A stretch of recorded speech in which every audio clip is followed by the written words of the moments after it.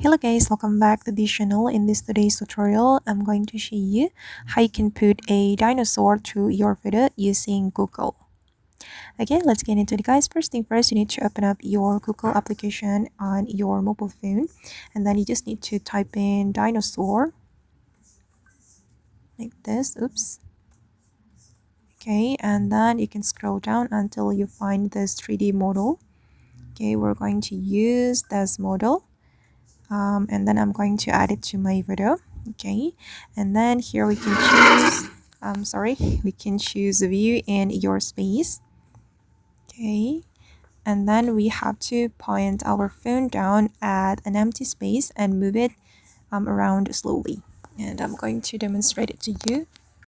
Okay, wait guys, I'm going to find an empty space. Okay, and the dinosaur has appeared on my camera, and we can take a picture of this dinosaur.